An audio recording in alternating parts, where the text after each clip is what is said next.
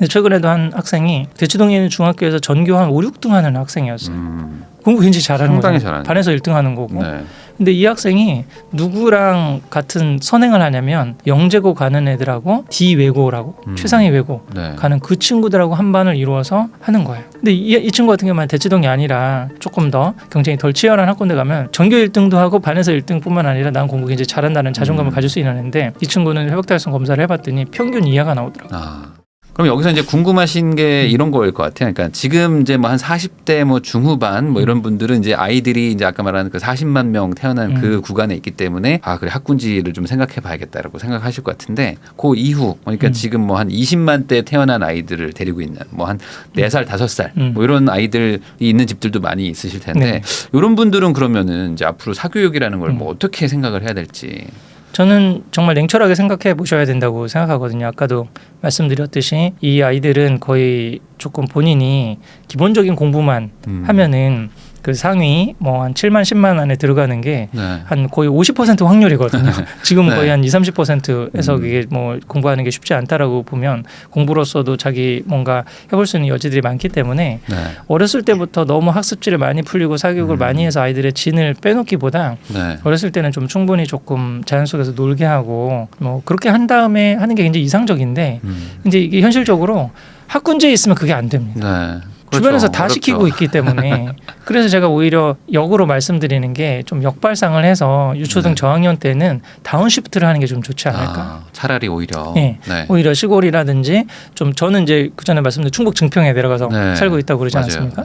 거주 비용을 확실히 낮추는 거죠. 그래서 그런 걸 갖고 남는 돈으로 사실 투자를 할 수 있는 여력도 있고 여러 가지 그 기회들을 좀 만들고 아이가 좀 어렸을 때는 지금도 제가 입시지도라는 책을 쓰고 있는데요. 신도시나 수도권 같은 데는 거의 초등학교도 과밀인 경우가 상당히 많습니다.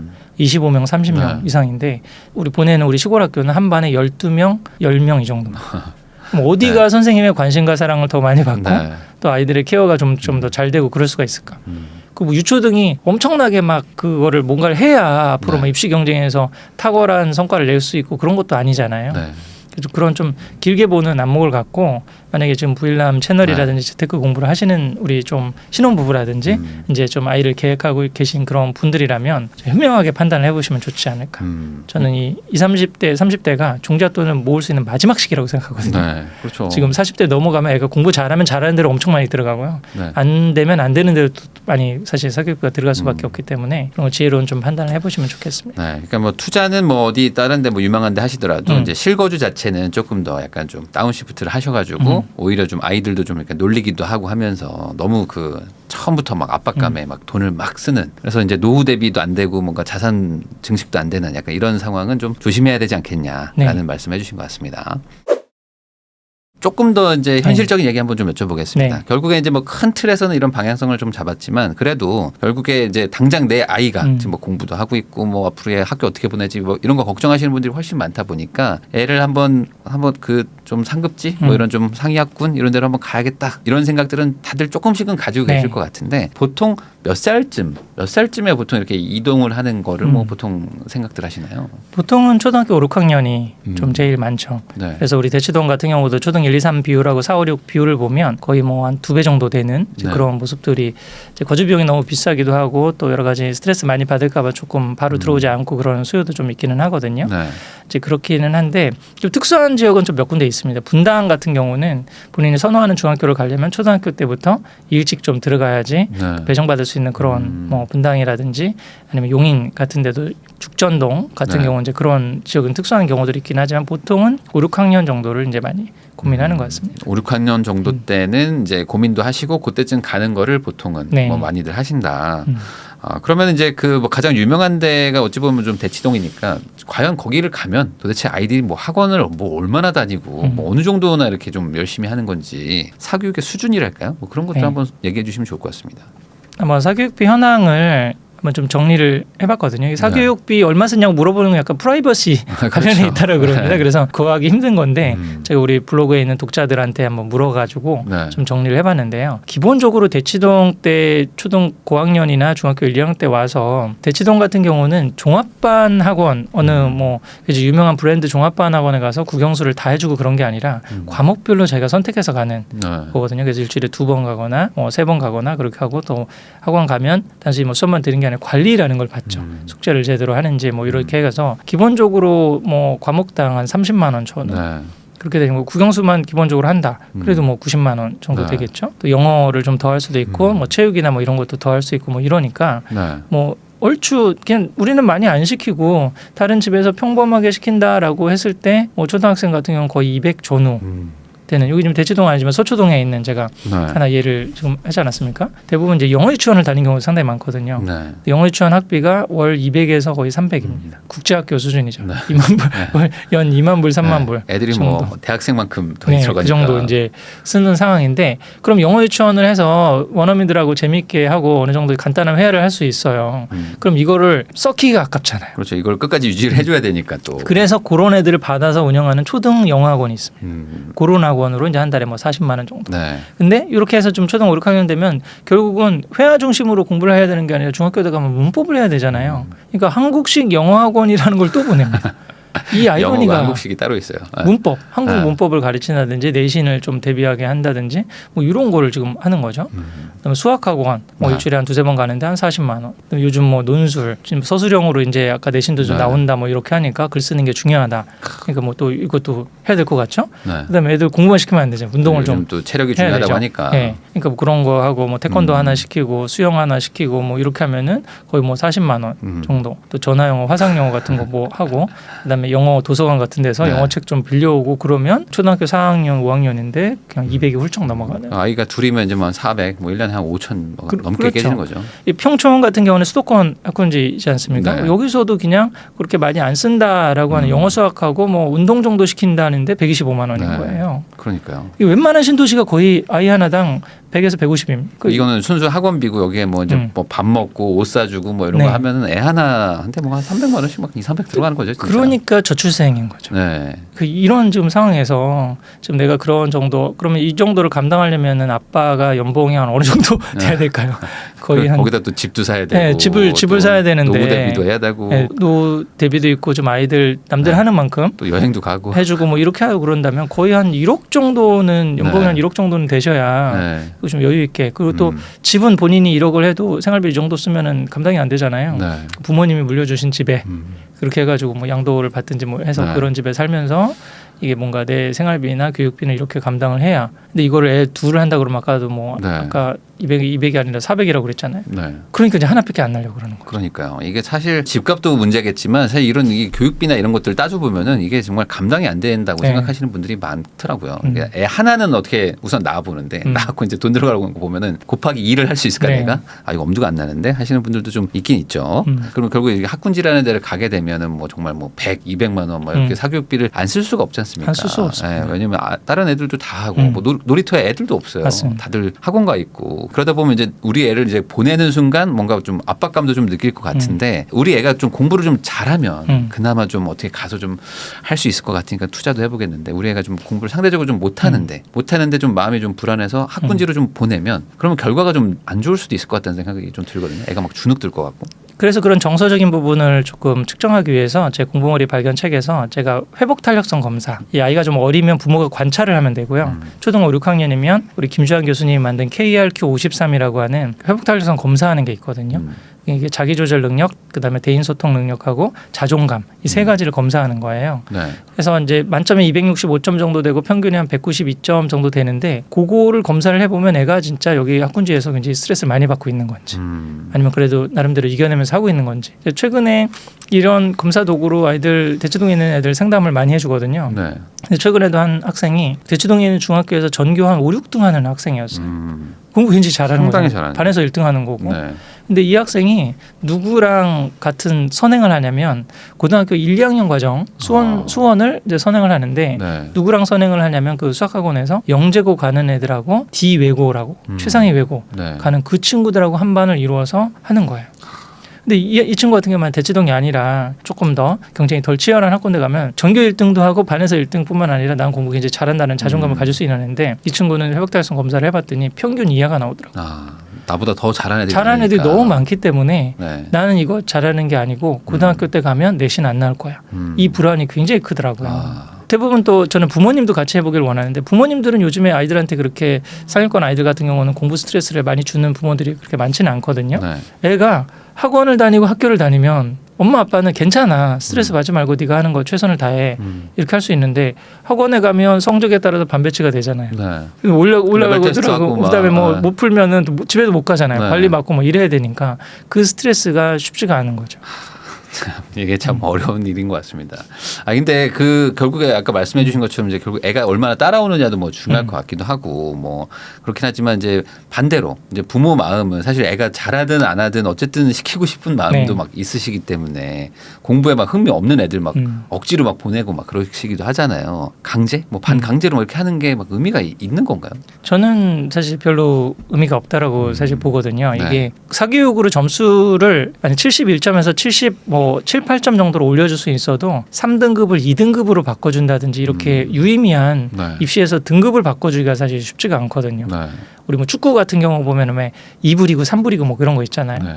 그 리그를 하나 뛰어넘는다는 게 사실 쉽지 않은 거잖아요. 네. 그런 벽이 사실 있거든요. 그래서 저는 그 공부가 너무 좀 아니다라고 조금 보이는 아이들 같은 경우는 제 공부머리에 발견해 있는 다중지능 검사라고 하는 게 있거든요. 네.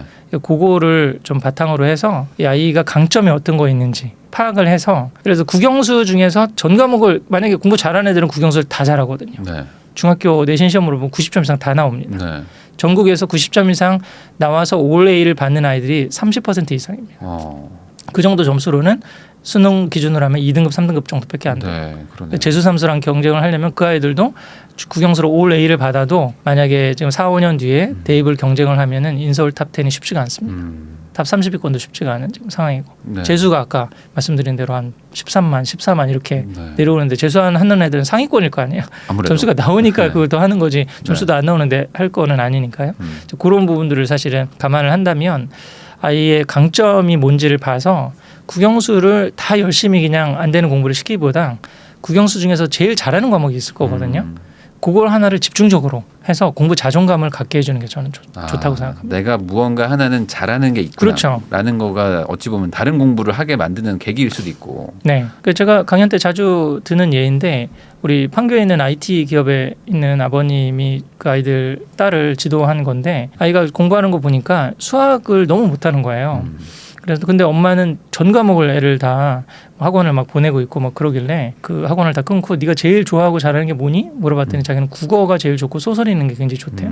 그래서 다른 학원을 다 끊고 네. 아버지가 전략적으로 국어만 학원을 보냈어요. 그리고 글쓰기 학원을 더 보냈어요. 그러니까 중학교 때 가서 그 아이는 계속 국어로 글쓰기도 하고 동아리 활동도 하고 중학교 2학년 때부터 웹소설을 쓰기 시작했거든요. 네. 고등학교에 그렇게 공부를 하니까 국어는 수능이나 내신이 다 1등급이 나오는 거예요. 근데 언어 영역 1등급이 쉽지가 않거든요. 네. 근데 거기서 1등급이 나오고 또 여러 가지 창작 활동했던 거래 동아리 활동했던 거 해가지고 나중에 3년 뒤에 인서울에 있는 대학의 문예창작학과에 들어갔습니다. 네. 이런 전략적 선택을 할 수 있는 거죠. 이게 좀 그렇죠. 제가 말하는 입시에 있어서 잘하는 걸 더 잘하게 해줘야지 우리 애가 뭐 수학이 부족하니까 수학이 한 5, 60점이니까 70점 정도로 올린다. 이건 별로 사실 의미가 없습니다. 네. 입시에서. 하긴 다 잘하면 좋겠지만 사실 그게 안 된다면은 애가 못하는 걸 끌어올리기보다는 잘하는 걸 더 잘하게 해줘라. 그렇죠. 네, 그게 결국에 우리 아이한테 더 좋은 일이다. 이렇게 좀 정리할 수 있겠네요. 그러면 이제 소장님 얘기 들어보면은 결국에 우리 아이가 과연 공부를 열심히 할 건지 그리고 이제 애가 뭐 아까 말한 회복 탄력성 약간 좀 뭐 인내심도 있고 뭐 이렇게 다시 좀 하려고 하는 의지도 있는지 뭐 이런 것들을 좀 테스트해보면은 좀 좋을 것 같은데 이거 어떻게 좀 체크할 수 있는 방법이 있을까요? 초등학교 학부모 강연을 갔다 왔는데 초등학교 학부모님들 제일 많이 물어보는 게 뭐냐면 네. 부모가 무지해서 네. 애 인생을 망치거나 정말 더 잘할 수 있는 애인데 지금 부모가 경제적으로 형편이 안 되고 정보가 없어서 여기 비학번제를 놔서 썩혀가지고 아이 인생에 걸림돌이 되지 않을까 이런 불안이 굉장히 많거든요. 그렇죠. 그래서 제가 지금 공부머리 테스트라고 하는 요거를 조금 소개를 한 겁니다. 그럼 우리 아이가 정말 입시적으로 가능성이 있는지 없는지 초등 5, 6학년 때부터 알아볼 수 있는 방법이 있습니다. 네. 예를 들어서 초등 한 5, 6학년 정도 된다 그러면 중학교 1학년이나 2학년 그런 국어 문제집 만약에 영어나 수학은 선행을 안 하면 이제 풀 수가 없잖아요. 그 예습 시험의 개념으로 해서 족보닷컴이나 이런 데 가면은 사이트에서 기출 문제를 다운받을 수 있습니다. 네. 다운받아가지고 똑같은 문제를 두 세트를 복사를 해둡니다. 두 세트를 복사를 해가지고 하나는 시험 환경에서 네. 보통은 이제 50분에 30문항 정도, 뭐 45분에 30문항 정도니까 그렇게 시험 환경에서 한번 시간을 정해서 풀어보게 하고요. 네. 그 시험지를 채점하지 않은 상태에서 충분히 좀 휴식을 한 다음에 시간을 충분히 갖고 네. 시간 제한 없이 오픈북으로. 네. 그러니까 국어 같은 경우는 국어 사전을 찾아봐도 되고 인터넷 검색을 해도 되고 수학은 수학 공식을 봐도 되고 영어는 영어 단어를 봐도 되고 구글 번역기를 돌려도 돼요. 네. 본인이 역량이 되고 정말 노력만 하면 어디까지 올릴 수 있는 점수 상한선을 보는 거예요. 그렇게 해가지고 오픈북 무제한 시험으로 같은 시험을 두 개를 봅니다. 네. 국어니까 국어는 네. 뭐 찾아보면 국어는 어떻게 되니까. 뭐 이렇게 할 수가 있죠. 네. 영어 수학은 이제 선행이 안 됐다고 그랬다고 할지라도 그러면 두 가지가 결과가 나올 수가 있잖아요. 네. 어떤 학생은 A가 점수가 50점이었습니다. 애가 오픈북으로 시간 제한 없을 때 90점을 했어요. 네. 그럼 이건 뭘까요? 애가 방법을 모르는 거고 그렇지. 충분한 공부 역량은 된다는 거죠. 네. 근데 어떤 학생은 A가 30점인데 네. B가 50점입니다. 그럼 이거는 노력을 안 한 게 아닌 거죠. 아이가 오픈북으로 시간을 충분히 갖고도 했는데도 더 이상 인지 능력의 한계 벽에 부딪히는 거죠. 또 이런 경우 상당히 많거든요. 지금 중학교 때 같은 경우는 고등학교 1학년 수능 모의고사나 2학년 수능 모의고사로 해보는 게 좋다라고 그러거든요. 네. 그러니까 요즘 입시에서 수능 비중이 굉장히 중요하다고 그랬잖아요. 근데 어떤 학생들 같은 경우는 초중 때는 수학이 굉장히 점수가 잘 나오고 수학을 잘하는 줄 알아요. 근데 고등학교 1학년 가서 수능형 문제를 풀어보면은 거의 한 60, 70점을 넘지 못하는 벽에 부딪히는 친구들이 네. 있거든요. 그런 친구도 얘가 고등학교 가서 수능형 문제도 잘할 수 있는지 아니면 그런 경쟁이 센 내신 문제를 잘할 수 있는지 사실은 중학교 과정에서 제일 고민이 되는 거는 지금도 그렇지만 고등학교 선택을 어디로 하느냐는 거거든요. 일반고를 갈지 네, 특목자사고로 그렇죠. 가야 될지. 특히 올해 중3 같은 경우는 재수하기가 너무 힘들거든요. 네. 중2부터 대입 개편안이 적용이 되고 또 교육과정도 바뀌어요. 지금 중3은 재수가 쉽지 않아요. 재수가 쉽지가 않아요. 뒤로 밀리면. 네. 그래서 어떻게든지 사실 지금 중3은 객관적인 기준을 갖고 해야 되는데 이걸 공부머리 테스트로 고등학교를 판단해 보면 좋지 않을까요? 그래서 아까 그 대치동의 네. 그 친구한테도 대치동에 있는 100위권 고등학교로 가는 것보다 잠실이나 서초 쪽에 있는 200위권 고등학교를 문제를 풀어보고 거기서 제일 점수가 잘 나오고 네가 확실히 1등급을 받을 수 있는 그런 고등학교에 진학하고 학원은 대치동을 다니면 되니까 네. 내신을 무조건 1등급 받는 전략을 하면 훨씬 더 수시로 원서 쓸 때도 그렇고 나중에 정시할 때도 좀 여러 가지 기회가 있을 거다 그렇게 상담을 해줬죠. 결국에 이제 본인이 얼마나 뭐 잘 외우냐 뭐 이런 걸 떠나서 이렇게 내가 찾아보고 이런 능력이 있는지 어떤 의지가 있는지 뭐 이런 거를 테스트를 하는 거라고 봐야 되겠네요. 이게 본인의 인지 능력의 한계가 어디까지인지를 이제 보는 거죠. 만약에 제가 영어 선생님이거든요. 보통 제가 그렇게 많이 얘기하는데 단어를 모르면 5, 60점을 넘지를 못하고요. 네. 단어를 아는데 구문, 문법에 대한 이해가 없으면 단어는 해서 구글 번역기를 돌렸는데 구문 해석이 그렇죠, 안 되는 그렇죠. 거예요. 네. 거기가 또 해석이 안 되고 단어도 알고 구문을 아는데 배경 지식이 없잖아요. 그러면은 7, 80점을 넘지 못합니다. 그리고 단어도 알고 구문도 알고 배경 지식도 있는데 출제 의도를 파악하지 못하면 90점 이상을 안정적으로 받을 수가 없어요. 네. 그 정도의 얘가 이제 단어만 외울 능력인지 구문까지 논리적인 걸 할 수 있는 능력인지 배경 지식이나 그 이전의 독서 능력이 충분히 돼서 인지적으로 이걸 따라잡을 수가 있는지 사실 이런 것들 그다음에 그 출제자의 의도까지 파악하는 메타인지가 있는지 네. 이거를 보면 메타인지까지 있는 친구는 1등급이 나올 수 있죠. 결국에 그런 아이라면은 이렇게 시간을 들여서 이제 열심히 노력하면 결국 거기까지 그렇죠. 끌어올라간다. 그 역량이 포텐셜이 있으니까 걔는 시간이 부족한 거죠. 네. 그러니까 3년 동안 열심히 해보고 안 되면 재수를 해도 되는 거고 네. 그다음에 뭐 다시 다른 방법이나 유학을 가든지 대학원을 가든지 그렇게도 한번 해볼 수가 있는 거죠. 근데 이거 좀 하고 나면 속상할 수도 있겠네요. 우리 애가 A가 30점인데 B가 35점이야. 막 40점 뭐 이러면 어떡하냐. 이런 약간 좀 속상함도 있을 것 같아요. 근데 이거를 미리부터 초등학교 때부터 해두지 않잖아요. 그럼 중고등학교 때 이렇게 해서 최근에도 그런 경우 있었거든요. 우리 지금 목동 근처에 사는 우리 한 지인 가정인데 이 친구가 그 내신이 5, 6등급이 나오거든요. 네.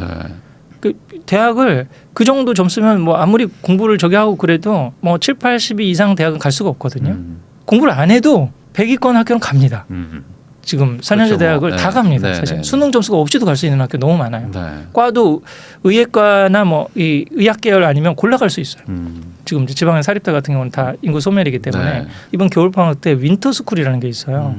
그래서 그 기숙학원 같은 데서 네. 한 뭐 4주 6주에서 뭐 200만 원, 300만 원 그렇게 해서 애들을 합숙시키면서 막 이렇게 공부를 시키는 거예요. 네.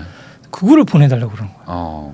즉 아빠는 얘가 거기 가서 해도 네. 별로 성과도 안 나오고 그렇죠. 가서 또 뭐 멍하다만 올 가능성도 있고 그래서 차라리 그 돈을 네 이름 앞으로 적금을 들어두고 나중에 네가 경제적으로 자립하는 데 도움을 주고 싶다 아빠는 그렇게 얘기했는데 이 아이가 뭐라고 얘기하냐면 아빠 그럼 나 공부하지 말라는 거야? 아 이거 어떻게 해야 돼 그러면? 사춘기 이하로 이렇게 접어들면 네. 이게 대화가 안 됩니다. 막을 수가 없네. 막을 수가 없어요. 네. 그래서 이제 초등학교 때부터 미리미리 계속 본인의 객관적인 실력 그다음 맞아요. 멘탈 상황 그런 거 너는 지금 위치가 이거거든.